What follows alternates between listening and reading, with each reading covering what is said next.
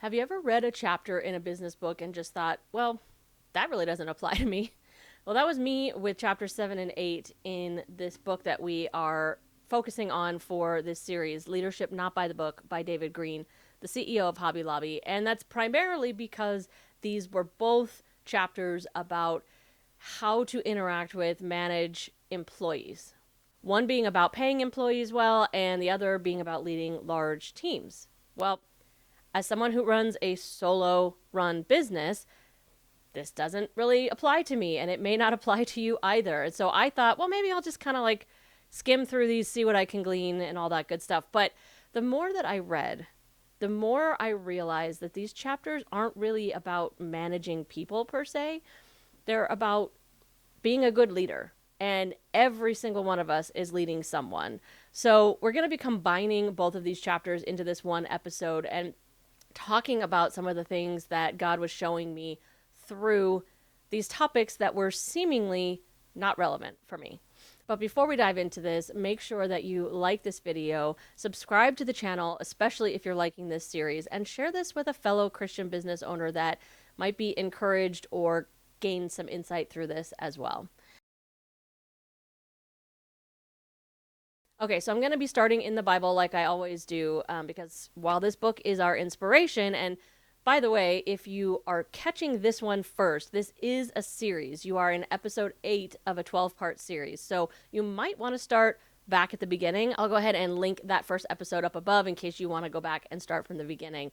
But as much as this book has been the inspiration behind all of the episodes in this series, it's not as inspirational or important as the Bible. So I will always be bringing the Bible into the conversation and trying to start with that wisdom. And so the first topic that we were focused on here is paying employees well. So I thought, okay, well, I don't have employees. How might this apply to me? How might this apply to you if you're similar to me and don't have employees yet, or maybe don't know if you ever want to have employees? So there were a couple of verses that stood out to me specifically in relation to a quote that really kind of grabbed my attention in the book itself. So I'm going to start with the verse. We're going to go to Luke chapter 16, verse 10. And as usual, I will be in the NLT version. This is part of the parable of the shrewd manager. That's what it's called. And I would say it's pretty familiar to those of us who have been in the Bible for a long time.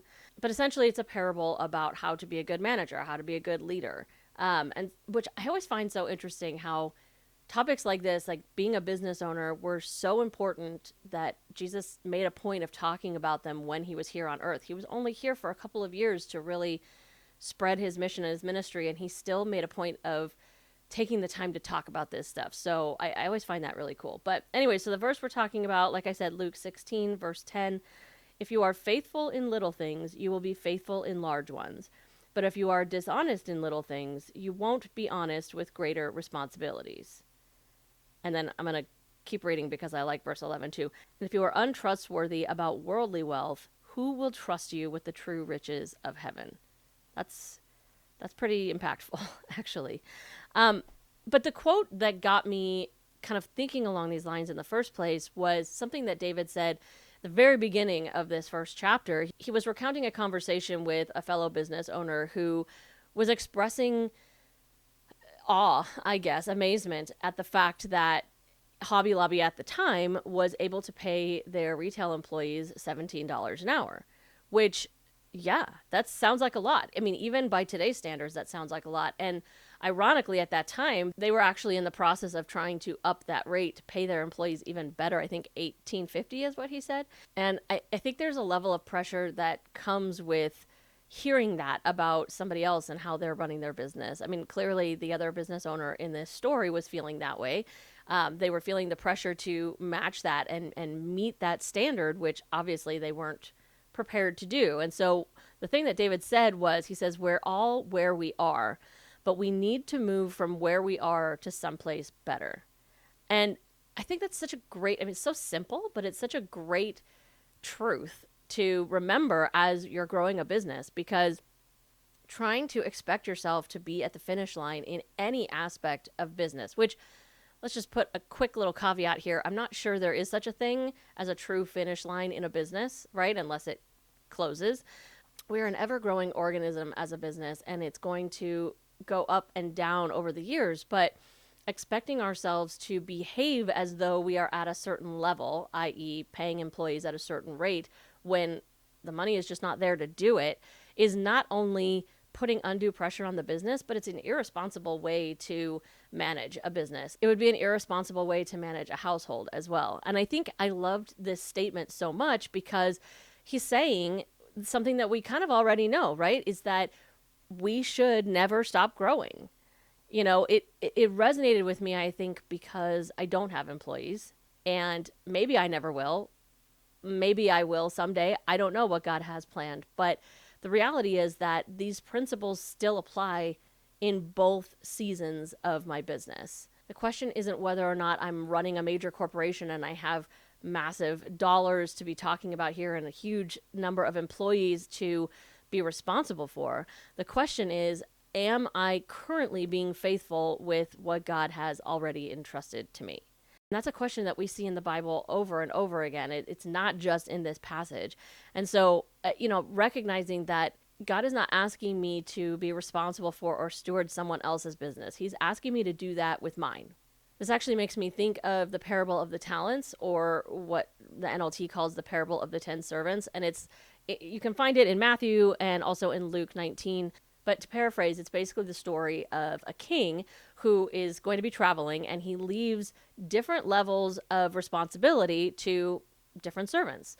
And when he comes back, he judges them based on what they did with what he left them responsible for. So it wasn't about a certain dollar amount or how much they had actually earned or whatever. It was about their faithfulness and obedience in working towards bettering their situation, realistically, because the one who kind of gets in the most trouble is the one who buries the money, essentially. And he's so afraid of the king and how the king is going to respond if he loses the money that he's so incredibly risk averse that he just buries it. And when the king comes back, he hasn't lost anything, but he hasn't gained anything either. He hasn't grown. All of the other servants took risks and invested in some way, and their money grew, even if it was just a little bit. So I think that's a really clear picture for us of what God is expecting. He doesn't have a specific number in mind. He's just expecting us to do our best with what he's given us. So now, one of the things that David talks about is why it took him a while to be paying his employees at that level. I mean, he was always paying them well, I suppose, but not to the point where it was like notable how well he was paying them.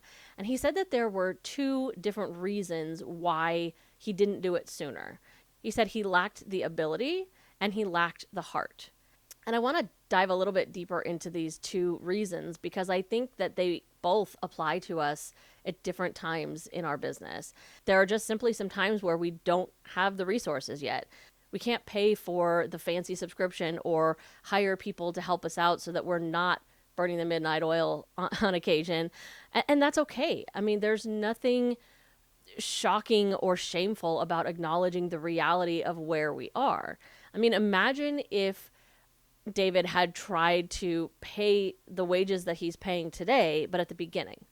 Even though he had way fewer employees, and so it might have seemed doable on the surface, those employees, while they would have enjoyed a wonderful paycheck, it would have been very short-lived because it's not sustainable. It wasn't until they reached a certain level of revenue and stability as a business that they could make that decision and bless their employees in that way and still survive as a business. And this is one of the many ways where I feel like social media can be super dangerous because we, and I include myself in this absolutely, spend so much time comparing our business and our success to other businesses that are in totally different seasons. And, it's easy to fall into the trap of, well, my business has been around as long as their business, and so therefore we should be in the same season. That's not how it works. And the sooner that we allow ourselves to recognize and acknowledge that, the better off we will be. We feel this pressure to look on the surface more successful than we actually are, but that's not stewardship, and that's certainly not running a business. That's just pride. One of the things that God calls us to as a business owner is the wisdom of knowing where we actually are, knowing the state of our business. It's why it's important to have regular reviews of our business, to do quarterly KPIs and then go back and review and see how we're doing and make changes so that we can continue to grow and become better. And we see this in Proverbs 27, verses 23 and 24. It says, "Know the state of your flocks and put your heart into caring for your herds. For riches don't last forever, and the crown might not be passed to the next generation." This is a reminder that not only does God call us to actually know where we are and what season of business we're in, whether it's growth or stability or a little bit of both, it's about recognizing that where we are isn't the same as where we wish we are. And honestly, it's never going to be if we are truly adopting that always growing, always learning mentality that I think we're called to. It doesn't matter where Instagram says we should be or where we interpret Instagram says we should be. It doesn't matter where anybody else is. It doesn't even matter where we were last year. If the reality is that our business has declined for some reason, we need to recognize where we are now and adjust accordingly. Reality isn't something to hide from. It's something that we need to steward. Now, the second part of what he said was not just that he lacked the ability, which we can all relate to, but also that he lacked the heart. And that at first sounded kind of weird to me. I was like, well, so he doesn't want to pay his employees well? That seems kind of weird. But as I kept reading, I realized that's not what he meant. What he was saying was that Hobby Lobby as a business, and we talked about this a few weeks back, was already tithing and giving and supporting God's mission, mostly abroad, but definitely outside of the business. And that was where his heart was up until this point.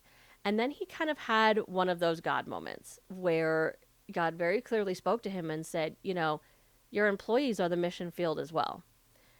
Yes, it's great and it's important to be supporting outside missions and things like that, but missions start at home. Being able to witness to other people and bless other people, that starts inside the business. So whether or not you have employees, you can still apply this, I think. I don't have employees to surprise with generous paychecks right now, but that doesn't mean that I can't bless people through my business directly, not just with the money that I tithe elsewhere, but directly through my business. Maybe it's in how I care for my clients. Maybe it's making sure that I'm paying any contractors fairly. Maybe it's just encouraging somebody who's struggling. It's not have to be about money. Maybe it's about extending grace and just being really generous with my time. Remembering that the success and legacy of my business isn't all about me is a great perspective to help me approach my business and every interaction within it in the right way. We see this wisdom reminded to us in Philippians 2:3-4, where it says, "Don't be selfish. Don't try to impress others." Okay, that's something we definitely do too much. "Be humble, thinking of others as better than yourselves.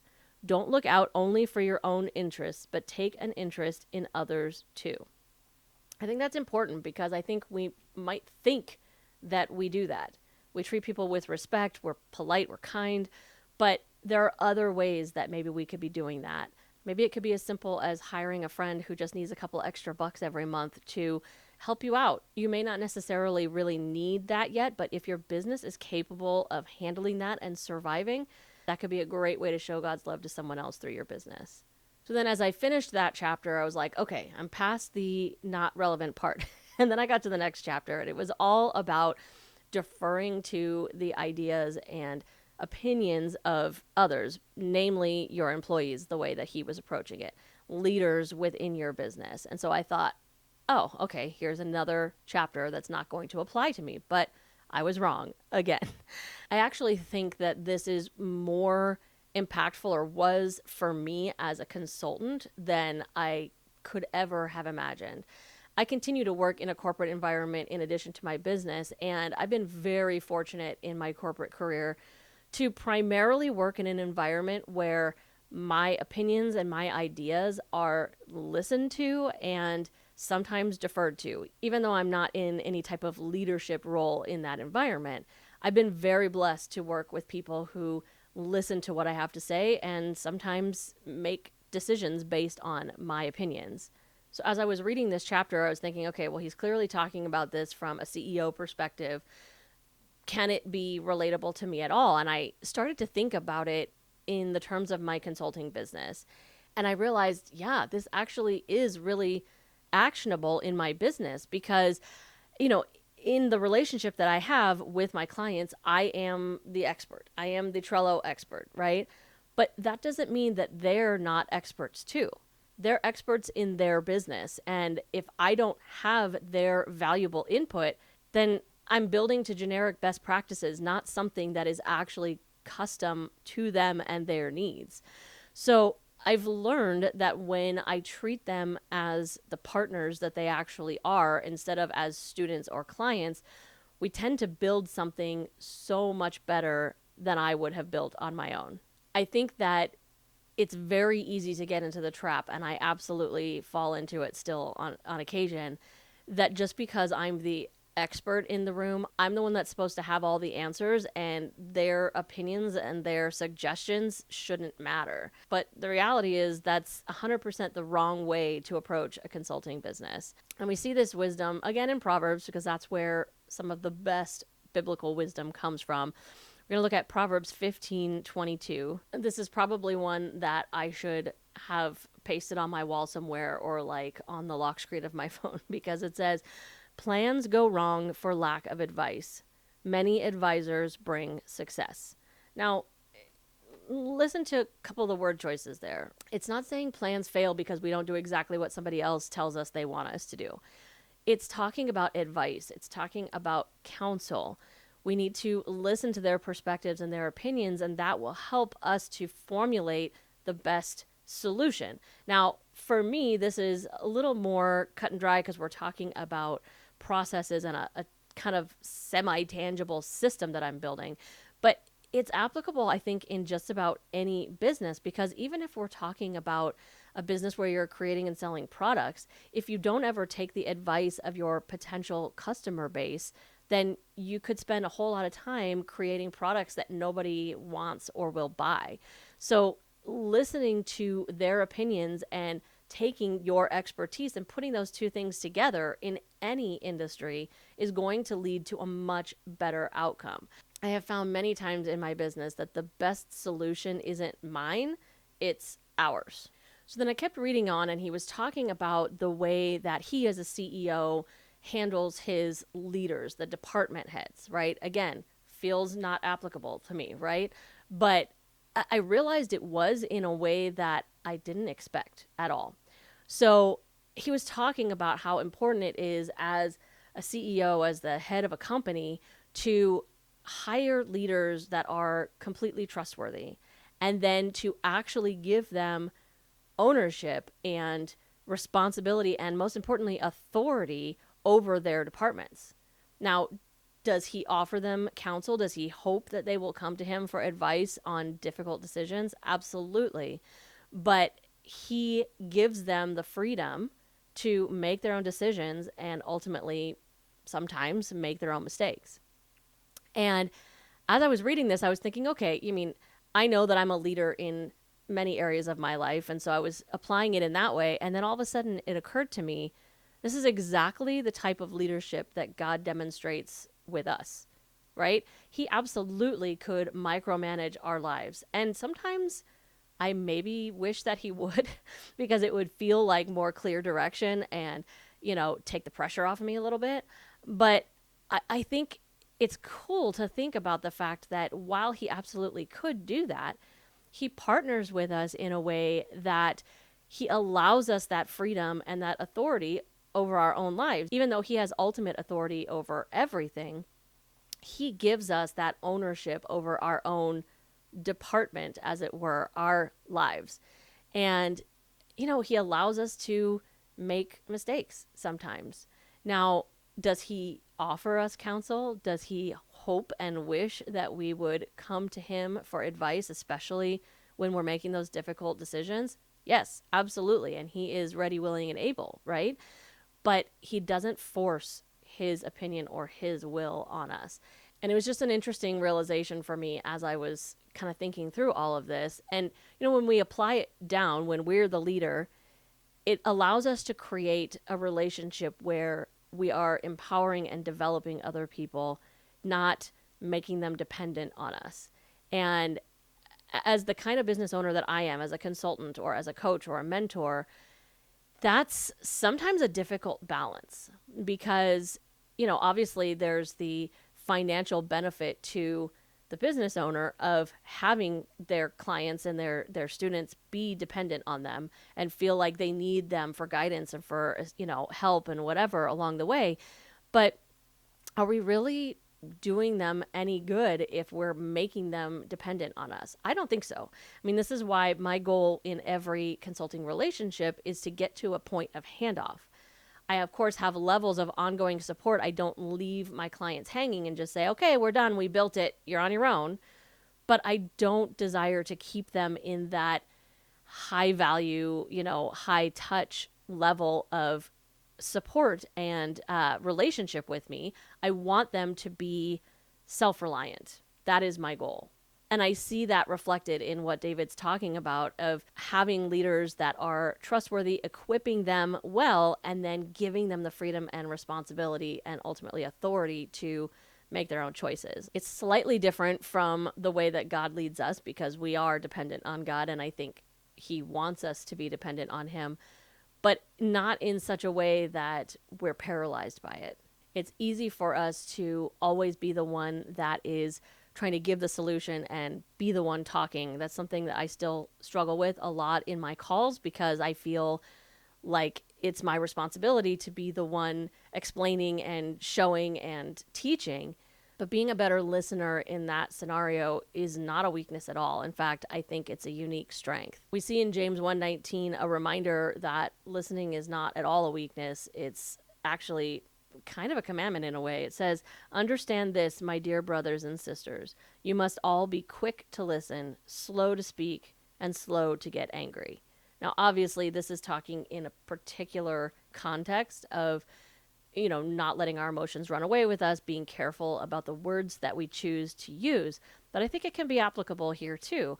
Being quick to listen and not feel like we have to dominate the conversation can be really impactful in a mentor relationship of any kind. Ultimately, this chapter in particular kind of left me with an unexpected feeling. It was relief. As a consultant, I've said already, I often feel the pressure to have every answer. And as a business owner, same thing. I need to know how to do everything. I need to be an expert in everything. But that's not actually true. And it's not what God calls me or you to do or to be. My clients bring knowledge into the relationship. I bring knowledge into the relationship. And together, we create something better and infinitely more useful. And more importantly, the same thing applies when we actually partner with God in our business. He brings wisdom and knowledge, and we bring learned experience and all of that. And it's just such a great reminder that I'm not in this business on my own. God is my business partner. And as a solo business owner, that is so much more of a blessing than I ever could have imagined. Matthew 11:28-30 says, "Then Jesus said, 'Come to me, all of you who are weary and carry heavy burdens, and I will give you rest. Take my yoke upon you. Let me teach you, because I am humble and gentle at heart, and you will find rest for your souls. For my yoke is easy to bear, and the burden I give you is light.'" This verse takes on new meaning for me as a business owner. God never promised that business or life would be easy.